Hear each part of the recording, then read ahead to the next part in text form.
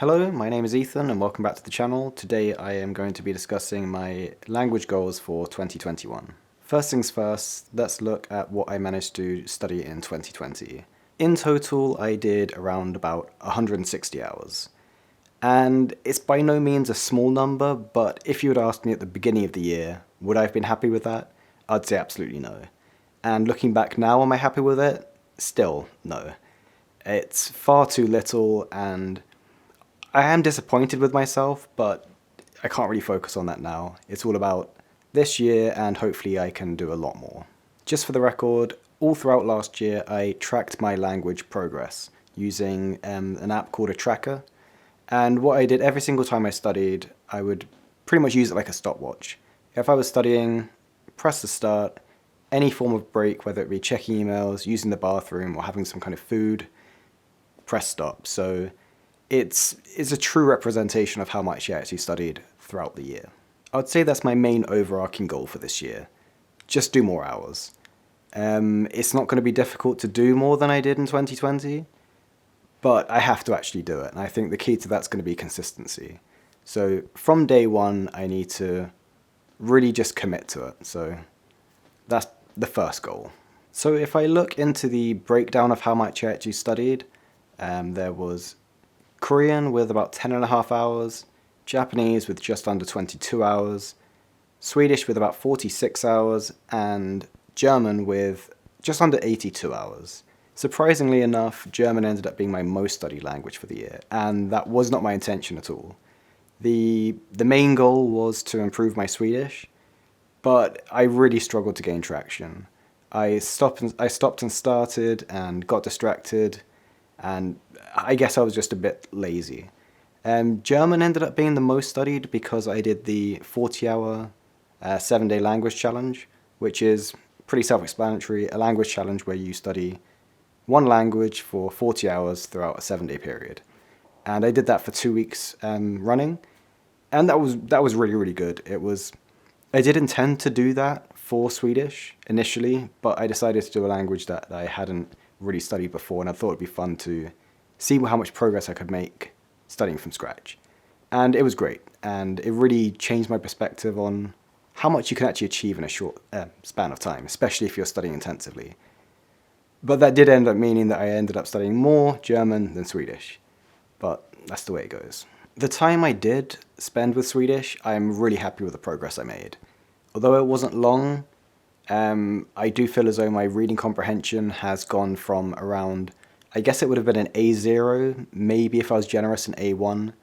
Pretty much I could understand self-introductions and kind of textbook kind of dialogues. If you've ever read a beginner language textbook, you know what I'm talking about. Ordering food in a restaurant, talking about your family, where you live, all that kind of stuff. And that was okay, but I think I've pushed more towards an A2, maybe B1 in terms of purely reading comprehension. Definitely not speaking. My speaking's not non-existent, but it's definitely not there yet. But in terms of purely reading comprehension, it's shot right up. And that's only in the span of 46 hours. So the way I see it is, if I do a lot more than that this year, I should be able to push my level up to a good solid upper intermediate, maybe advanced. I'll see how it goes. I'm not gonna get my hopes up too much. As for Japanese and Korean, I didn't do too much of this year, and Korean especially, I don't plan to do that much in the near future at least. But Japanese I'll touch on in a second. I think a big overarching goal I want to achieve this year is just improve the amount of time I actually study my languages. And that will be, I guess the core of that will be doing at least 1 hour for each language each day. And I'll touch on that a bit more in a second. My primary focus this year will be to improve my Swedish. I'm not going to be studying any other languages until I'm somewhat happy with my level. So initial plan is to get to the end of January and do 1 hour per day at minimum for Swedish. So moving into February, I'll have at least 31 hours under my belt. The main reason I want to do this is to get my languages this year to what I'm going to refer to as my maintenance level. So what that means is I can keep my language at a level without it regressing. What I found in the past is that I would study a language, switch to another language, and then when I come back, I spend time rebuilding my comprehension, rebuilding my competency, and it's kind of one step forward, two steps back, and I don't really get anywhere. What this means is I can consume media, so whether that be newspaper articles, television programs, dramas, anything like that, but I can steadily improve my language while maintaining a certain level. It's hard to do that when you're at a very low level because reading even for an hour can be very, very difficult. So what I want to do is get through January, build up habits, so build up that consistency of that hour per day, and yeah, try and push my level forward and get to the point where I can maintain it. Then in February, I want to reintroduce Japanese. And the reason why I'm picking Japanese is because it's my language with the highest proficiency. I studied it a lot a few years ago, and I really want to get back into it. I want to get rid of the rust, actually start progressing with Japanese once again, and hopefully by the end of the year I'll actually have it at a higher level than I've ever had it before. I think it'll be quite a while before I introduce a third language, and I'm sure at some point throughout the year I will do that, because I like studying a lot of languages. They're fun and it's very addictive. But I need to make sure I don't start introducing new ones and then neglecting others. So moving into February, what I want to do is keep going with the at least 1 hour of Swedish per day, but then also do 1 hour for Japanese per day as well. And then if I introduce a third language at some point, at least 1 hour of that. So each language I introduce, it'll be an extra hour per day. I think this 1 hour rule for myself serves a dual purpose. One thing, it keeps me consistent, so guarantee I have a certain amount of hours per week, per month, throughout the year, however you want to measure it. But it also stops me introducing too many new languages.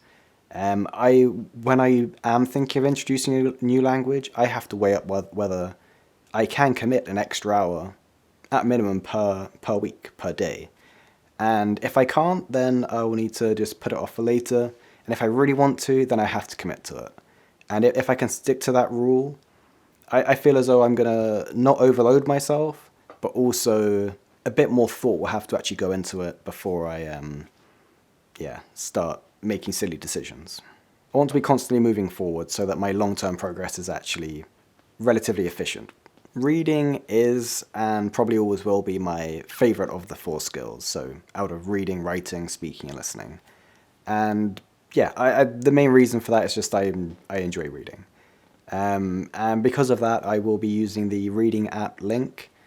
And the reason why that's great is because it provides resources for all of the languages I have studied up until now and all the ones I'm planning to do at some point. It's great because there's a constant stream of materials being uploaded by other people, so especially news articles will be uploaded most days, and also provides the tools to upload and import your own things. So if you see articles you find, or if you've got PDFs of books or whatever, even YouTube subtitles you can import as well. So there's potential for an infinite amount of resources, so you're never going to run out in that respect. Another big thing this year I want to improve is my listening comprehension. In the past, I have often neglected listening when it comes to any of my languages, and it usually ends up being my weakest skill. This is partly because I find it just quite difficult, and it's easier to avoid it than just tackle it face on. So it's something that I do want to do, and just bridge the gap between my listening and reading comprehension, just so there's not such a wide disparity. And yeah, I guess also build confidence in my listening.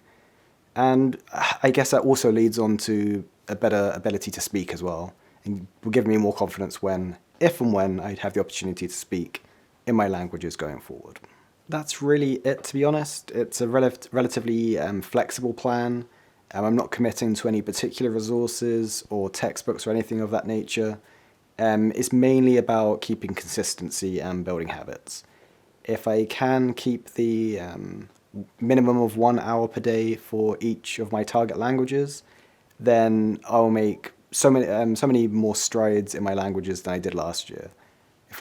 Even if I stuck to one language throughout the year, I would have 365 hours of study, which is more than double what I achieved last year. And if I have 2 languages, 3 languages, as you can see, that will mean a lot more study hours in, which means more improvement. So that's kind of the core of my plan for this year.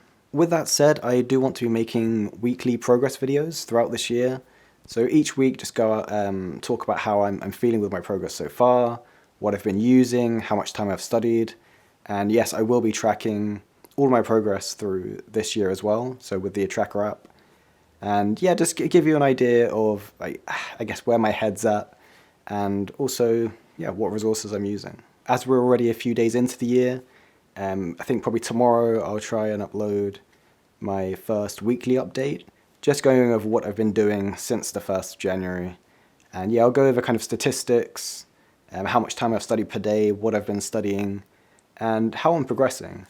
And hopefully I can keep this habit going up throughout the year, because it'll be interesting for you if you like that kind of stuff, and it'll really help me actually stay consistent and obviously improve my languages.